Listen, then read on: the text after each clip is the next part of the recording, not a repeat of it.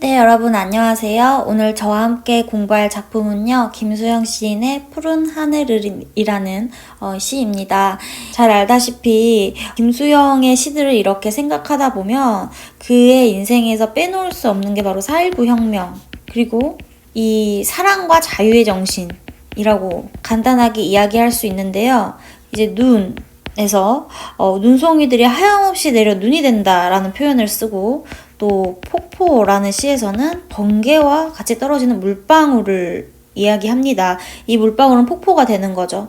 그 다음에 이 폭포에서의 이 고든 소리가 이제 모이는 그런 자유의 정신, 혁명의 정신을 얘기하는데요. 이 눈과 폭포의 단계를 거쳐서 바로 푸른 하늘이라는 시가 탄생했구나, 이렇게 이해할 수 있습니다. 사실 이 김수영은 자연물을 통해서 이 혁명의 정신을 나타냈는데요. 이 자연물들이 굉장히 고독한 존재입니다. 보면은 혼자만의 의지로 뭔가의 시련을 견뎌내고 불의에 저항하는 그런 정신을 가지고 있는데요. 그래서 푸른 하늘은 같은 경우는요, 혁명은 왜 고독한 것인가 라는 고독을 이야기합니다. 그러면 이 김수영은 이렇게 생각했다고 볼 수 있어요. 우리가 어떤 혁명을 이루기 위해서, 또 사랑과 자유의 정신을 실천하기 위해서는 바로 개인 실존에 무엇이 필요하다? 고독이 필요하다, 이렇게 생각을 했습니다. 그리고 이 푸른 하늘은 같은 경우는요, 이 시가 1960년대 이제 4.19 혁명이 사실은 어떻게 보면 실패로 끝났다고 볼 수가 있죠. 혁명 자체는 의미가 있으나 이게 뭐 물질적으로 또는 우리의 정신적으로 큰 변화를 이뤄냈냐, 그거는 아니었어요. 그래서 이런 상황 속에서 시인은 지식인이잖아요. 지식인으로서 뭔가 이런 4.19 혁명의 실패에 좌절하고 뭔가 개탄스러운 마음, 그래서 4.19 혁명이 일어난 뒤 2개월 뒤인 6월 15일 날 이 시를 썼다고 합니다. 그래서 여러분들이 이 푸른 하늘은 같은 경우는 이렇게 사랑과 자유의 정신이 실천하는 것은 쉽지가 않다. 그래서 혁명에는 아주 의지적인 어떤 자신의 실존을 이겨내는 고독이 필요하다, 이런 의미라고 여러분들이 먼저 생각을 해주시면 됩니다. 지금 잠깐 강의를 멈춰주고 전문을 읽지 않은 분들은 전문을 읽어주시고요. 전문을 다 읽으신 분들은 저와 함께 이제 1연부터 보도록 하겠습니다. 자, 1연을 보면 이렇게 나옵니다. 푸른 하늘을 제압하는 노고지리가 자유로웠다고 부러워하던 어느 시인의 말은 수정되어야 한다. 이 시는 김수영의 시이기도 하지만 그걸 모르고 읽는다고 해도 굉장한 그런 강한 울림을 주거든요. 마치 머리를 한 대 얻어맞은 듯한 그런 느낌이 듭니다. 여기서 보면은 푸른 하늘을 제압하는 노고지리라는 이 속성이 나옵니다. 이 노고지리는 말 그대로 종달새를 얘기합니다. 하늘을 향해 날아오르는 새의 이미지죠. 그러니까 이 노고지리는 어떻게 보면 자유를 실현하는 그런 이미지라고 생각할 수도 있습니다.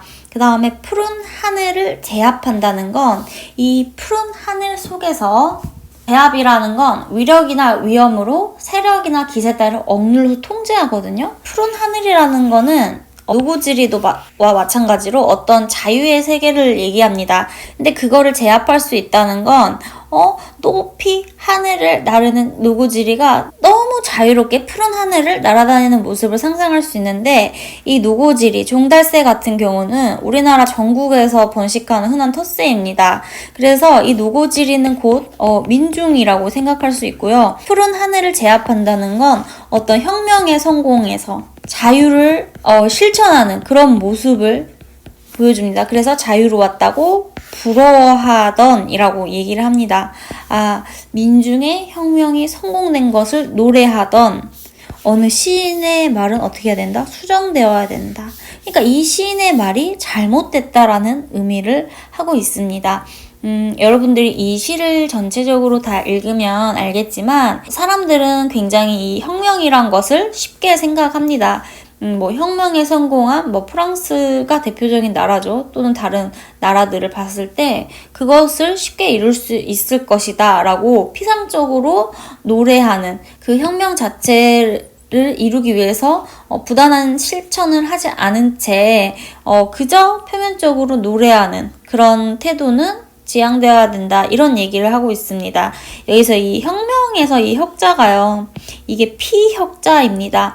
그래서 이 피혁이 뭐냐면 죽은 짐승에게서 벗겨낸 가죽을 말합니다. 이 짐승이 죽었을 때 그대로 이제 가죽을 두면 금방 썩어버린다고 해요. 그래서 가죽을 쓰려면 빨리 벗겨내서 안쪽에 있는 고깃살을 떼내고 물에 잘 씻겨낸 다음에 한참 두들겨 뭐를 하냐면 무두질을 합니다. 근데 이 무두질이 쉽지가 않아요. 왜냐면은 쉴 새 없이 막 그 가죽을 때려야 쓸 수 있는 가죽이 되거든요.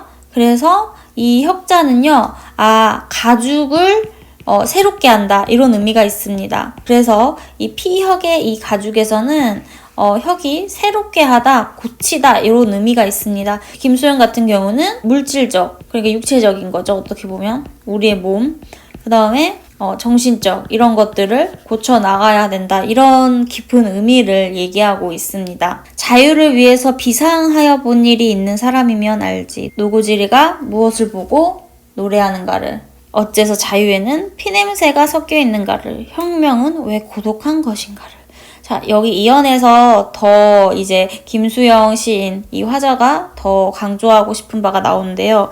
비상이란 거는 날아오른다는 거예요. 실제로 올라본 사람이면 안다는 거예요. 이건 무슨 얘기냐면 혁명을 실천한 사람들은 알아요. 그저 푸른 하늘을 자유롭게 날아다니는 종달새가 무엇을 보고 노래하는가를.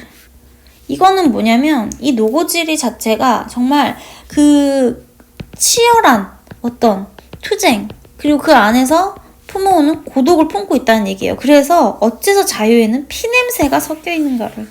이 4.19 혁명도 그렇고 뭐 5.18도 그렇고 이 민중들이 많은 피를 흘린 그 역사가 많습니다. 이 피라는 것도 고독을 얘기하는 거죠. 그 다음에 어떤 실천, 그 다음에 투쟁 이런 것을 상징하고 있습니다. 그래서 우리가 이 자유를 얻기 위해서는 뭐가 필요하다? 고통이 필요하다. 그래서 자유에는 피냄새가 섞여 있다. 그 다음에 이 얘기를 본격적으로 하고 싶은 거죠. 혁명은 왜 고독한 것인가? 그래서 이 혁명이란 것은 늘 희생, 고독이 필요하다 이런 얘기를 하고 있습니다. 그 다음에 다시 한번 강조를 하고 있죠. 혁명은 왜 고독해야 하는 것인가를 강조합니다. 이 푸른 하늘이라는 어떤 푸른색의 이미지가 머릿속에 펼쳐지고 또 이 푸른색의 하늘을 제잘거리는 이 노고지리의 그 새의 이미지를 떠올리면서 그 노고지리가 흘렸을 붉은색의 피 냄새라는 이런 시각적 또 후각적인 색채 이미지가 확 떠오르면서 혁명이란 거는 사랑과 자유 또는 혁명을 이루기 위한 사람은 고독한 투쟁을 거치고 이런 혁명을 이루기가 참 어렵구나 이런 거를 보여주는 겁니다. 이 김수영의 푸른 하늘은 같은 경우도 그 전의 시들과 아주 비슷합니다. 뭔가 단정적이죠. 수정되어야 한다 이런 식으로요. 그 다음에 본인은 실천적인 고독을 강조하기 때문에 어떤 의지를 보여줍니다. 그 다음에 당연히 실천적이고 어떻게 보면 감정이 좀 격정돼 있죠. 격정적이라고 볼 수가 있습니다.